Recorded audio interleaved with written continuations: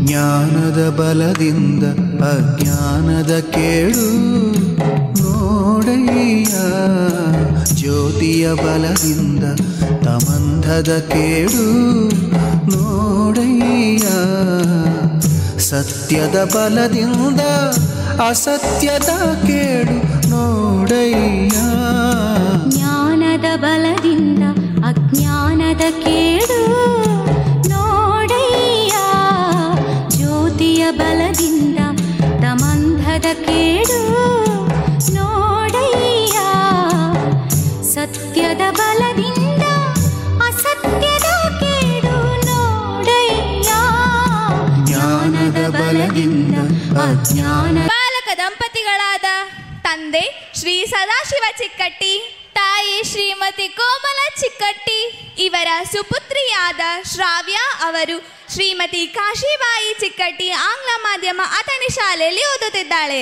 ಪ್ರಸ್ತುತ 2ನೇ ತರಗತಿಯಲ್ಲಿ ವ್ಯಾಸಂಗ ಮಾಡುತ್ತಿದ್ದಾಳೆ. ಅಥಣಿ ತಾಲೂಕಿನ ಅಡಹಳ್ಳಿಯಲ್ಲಿ 2017 ಏಪ್ರಿಲ್ 15ರಂದು ಜನಿಸಿದರು. ಪ್ರಸ್ತುತ ಬೆಳಗಾವಿ ಜಿಲ್ಲೆಯ ಅಥಣಿಯಲ್ಲಿ ವಾಸಿಸುತ್ತಿದ್ದಾಳೆ. ಬೆಳೆಯುವ ಸಿರಿಯನ್ನು ಮೊಳಕೆಯಲ್ಲೇ ನೋಡು ಎನ್ನುವ ನುಡಿಯನ್ನು ಈ ವಿದ್ಯಾರ್ಥಿನಿಗಾಗಿಯೇ ಬರೆದಂತಿದೆ. ಕಿರಿಯ ವಯಸ್ಸಿನಲ್ಲಿ ಹಿರಿಯ ಸಾಧನೆ ಮಾಡಿ ಸಾಧಕಿಯಾದ ವಿದ್ಯಾರ್ಥಿನಿ. 2020ರಲ್ಲಿ ಇಂಡಿಯಾ ಬುಕ್ ಆಫ್ ರೆಕಾರ್ಡ್ ಪ್ರಶಸ್ತಿ ಪಡೆದಿರುತ್ತಾರೆ. 2020-21ರಲ್ಲಿ Karnataka achievers book of record ಪ್ರಶಸ್ತಿ ವಿಜೇತರು. ಜಾಗತಿಕ ಬಸವ ಶಾಂತಿ ಸಂಸ್ಥೆಯ ವತಿಯಿಂದ ಕಾಯಕ ಯೋಗಿ ಪ್ರಶಸ್ತಿ ಲಭಿಸಿದೆ. NEP ಅಂಬಾಸಿಡರ್ ಸರ್ಟಿಫಿಕೇಟ್ ಗಳಿಸಿದ್ದಾರೆ. ಬಾಲಕಿಯ ಸಾಧನೆಯನ್ನು ಗುರುತಿಸಿ ನಾಡಿನ ಹೆಸರಾಂತ ಶರಣರು ಸ್ವಾಮೀಜಿಯರು ಸನ್ಮಾನಿಸಿರುತ್ತಾರೆ. 2020-21ರಲ್ಲಿ ಇಂಡಿಯನ್ ಎಕ್ಸಲೆನ್ಸ್ ಅವಾರ್ಡ್ ಪಡೆದಿರುತ್ತಾರೆ. ಯೋಗ ಪಟ್ಟು ಅಪ್ರಿಸಿಯೇಷನ್ ಸರ್ಟಿಫಿಕೇಟ್ ಪಡೆದಿರುತ್ತಾರೆ. ಸ್ವಂತ ಯೂಟ್ಯೂಬ್ ಚಾನೆಲ್ ಹೊಂದಿದ್ದಾಳೆ. ಅಷ್ಟೇ ಅಲ್ಲದೆ ತನ್ನ ವಿದ್ಯಾಭ್ಯಾಸದೊಂದಿಗೆ ಪ್ರವೃತ್ತಿಯಾಗಿ ತನ್ನ ಬಿಡುವಿನ ಸಮಯದಲ್ಲಿ ಸಂಗೀತ ಮತ್ತು ಭರತನಾಟ್ಯ ಸಹ ಅಭ್ಯಾಸ ಮಾಡುತ್ತಿದ್ದಾಳೆ. ಮೂರ್ತಿ ಚಿಕ್ಕದಾದರೂ ಕೀರ್ತಿ ದೊಡ್ಡದು ಎನ್ನುವಂತೆ ಚಿಕ್ಕ ವಯಸ್ಸಿನಲ್ಲೇ ದೊಡ್ಡ ಸಾಧನೆ ಮಾಡಿ ಸಾಧಕಿಯಾದ ಛಲಗಾತಿ. ಅಂತಹ ಛಲಗಾತಿಗೆ ನಮ್ಮ ಭಕ್ತಿಪೂರ್ವಕ ಧನ್ಯವಾದಗಳು. I request Kumari Shravya S. Chikkatti to explore her wisdom through her words. Let's welcome her with a big round of applause. 12ನೇ ಶತಮಾನ ವಚನ ಸಾಹಿತ್ಯದ ಪರ್ವಕಾಲ. ಲಿಂಗಾಯತ ಸಾಹಿತ್ಯದ ಮೊದಲ ಬೆಳೆ ಬಸವಾದಿ ಶರಣರು ವಚನಗಳ ಮೂಲಕ ಸಾಮಾಜಿಕ ಸುಧಾರಣೆಯಲ್ಲಿ ದಿಟ್ಟ ಹೆಜ್ಜೆ ಇಟ್ಟ ದಿನಗಳು. ಅವರು ಬಸವ ಕಲ್ಯಾಣದಲ್ಲಿ ಅನುಭವ ಮಂಟಪವನ್ನು ಸ್ಥಾಪಿಸಿದರು. ಅದೊಂದು ಆಧ್ಯಾತ್ಮಿಕ ಸಂಸ್ಥೆ ಆಗಿತ್ತು. ಅದಕ್ಕೆ ಶೂನ್ಯಪೀಠ ಅಂತಲೂ ಕರೆಯುತ್ತಾರೆ. ಅಲ್ಲಮ್ಮ ಪ್ರಭುವರು ಇದರ ಅಧ್ಯಕ್ಷರಾಗಿದ್ದರು. ಬಸವಣ್ಣನವರು, ಮಡಿವಾಳ ಮಾಚಯ್ಯ, ಅಂಬಿಗ ಚೌಡಯ್ಯ, ಹರಳಯ್ಯ ಅಕ್ಕಮಾದೇವಿ ಇನ್ನೂ ಮುಂತಾದವರು ಸದಸ್ಯರಾಗಿದ್ದರು. ಇಲ್ಲಿ ಲಿಂಗಭೇದ, ವರ್ಣಭೇದ ಮತ್ತು ವರ್ಗಭೇದಗಳನ್ನು ಎಣಿಸದೆ ಆರ್ಥಿಕ, ಧಾರ್ಮಿಕ ಮತ್ತು ಸಾಮಾಜಿಕ ಸಮಸ್ಯೆಗಳ ಕುರಿತು ಚರ್ಚಿಸುತ್ತಿದ್ದರು. ಬಸವಾದಿ ಶರಣರು ಜಾತಿ, ಮತ, ಅಂಗಗಳ ಭೇದವನ್ನು ತಿರಸ್ಕರಿಸಿ ಸಾಮಾಜಿಕ ಕ್ರಾಂತಿಗೆ ಕಾರಣರಾದರು. ಅವರು ಕಾಯಕವೇ ಕೈಲಾಸ ಎಂಬ ತತ್ವದ ಅಡಿಯಲ್ಲಿ ಕೆಲಸ ಮಾಡಿ ಜೀವನ ನಡೆಸಬೇಕು, ಆಲಸಿ ಜೀವನ ಬೇಡ ಎಂದು ನುಡಿದರು. ವೀರಶೈವ ಧರ್ಮದಲ್ಲಿ ಏಕದೇವರಾದ ಶಿವನ ಪೂಜೆಗೆ ಮಾತ್ರ ಅವಕಾಶವಿದೆ.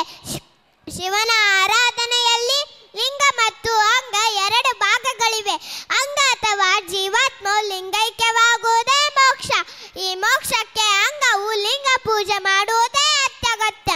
ಅಂಗ ಅಂದರೆ ಆತ್ಮದ ಮುಖ್ಯ ಗುರಿ ಮೋಕ್ಷ ಪಡೆಯೋದು. ಅಂಗವು ಲಿಂಗದಲ್ಲಿ ಆಯ್ಕೆವಾಗಲು ವೀರಶೈವರು ಅಮೋಷ್ಟಾವರಣ ತತ್ವಗಳನ್ನು ಪಾಲಿಸಿದರು. ಸಮಾಜದ ಪ್ರತಿಯೊಬ್ಬ ವ್ಯಕ್ತಿಯು ಒಳ್ಳೆಯ ಸುಚಾರಿತ್ರತೆಯನ್ನು ರೂಢಿಸಿಕೊಳ್ಳಬೇಕು. ಅವರು ದಯೆ, ನಿಷ್ಠೆ, ಪ್ರಾಮಾಣಿಕತೆ, ಅಹಿಂಸಾ ಪಾಲನ, ಸತ್ಯ ನುಡಿಯುವುದು, ಪ್ರೀತಿ ಮತ್ತು ವಾತ್ಸಲ್ಯಗಳನ್ನು ಪಾಲಿಸಬೇಕೆಂದರು. ಬಸವಣ್ಣನವರು ಹೇಳಿದಂತೆ ಆಚಾರವೇ ಸ್ವರ್ಗ, ಅನಾಚಾರವೇ ನರ್ಕ. ಕಲಬೇಡ, ಕೊಲಬೇಡ, ಹುಸಿಯ ನುಡಿಯಲೂ ಬೇಡ, ಮುನಿಯಬೇಡ, ಅಣ್ಣರಿಗೆ ಅಸಹ್ಯ ಪಡಬೇಡ, ತನ್ನ ಬಂಧಿಸಬೇಡ, ಇದಿರು ಹಳಿಯಲೂ ಬೇಡ. ಇದೇ ಅಂತರಂಗ ಶುದ್ಧಿ, ಇದೇ ಬಹಿರಂಗ ಶುದ್ಧಿ.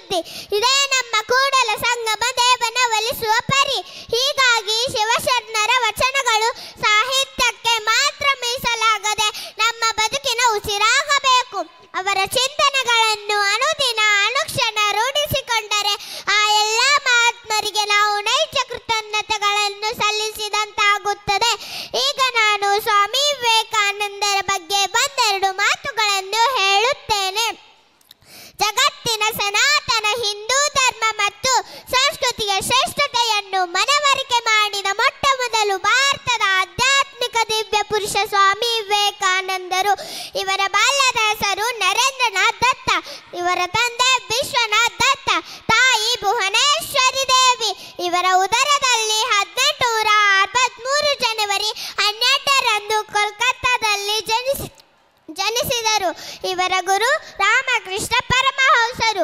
ವಿವೇಕಾನಂದರು ಅಮೆರಿಕಾದ ಚಿಕಾಗೋದಲ್ಲಿ ನಡೆದ ವಿಶ್ವ ಸರ್ವಧರ್ಮ ಸಮ್ಮೇಳನದಲ್ಲಿ ಭಾಗವಹಿಸಿ ಅವರು ವೇದಾಂತದ ಮಹಿಮೆ ಕುರಿತು ಒತ್ತಿ ಹೇಳಿದರು. ಭಾರತದ ಮಣ್ಣೇ ನನಗೆ ಪವಿತ್ರ, ಅದರ ಗಾಳಿಯೇ ನನಗೆ ಪವಿತ್ರ, ಅದೇ ನನಗೆ ತೀರ್ಥಕ್ಷೇತ್ರ ಮಾತ್ರ ಭೂಮಿ, ಆ ದೇವರೇ ನನ್ನ ದೇವರು ಎಂದು ಹೇಳಿದರು. ಎನ್ನೊಡೆಯ ಕೂಡಲ ಸಂಗಮ ದೇವ, ಎನ್ನೊಡೆಯ ಕೂಡಲ ಸಂಗಮ ದೇವ, ನಿಮ್ಮ ಚರಣವದನೆ ವಂದೇ ಕರುಣಿಸು, ನಿಮ್ಮ ಚರಣವದನೆ ವಂದೇ ಕರುಣಿಸು. ಈ ವೇದಿಕೆ ಮೇಲೆ ಮಾತಾಡಲು ಅವಕಾಶ ಮಾಡಿಕೊಟ್ಟ ನನ್ನ ಪ್ರೀತಿಯ ಅಜ್ಜನವರಿಗೂ ಹಾಗೂ ಎಲ್ಲ ಗುರು ಹಿರಿಯರಿಗೂ ನನ್ನ ಅನಂತ ಕೋಟಿ ಧನ್ಯವಾದಗಳು. Thank you, Shavya, for your inspiring speech.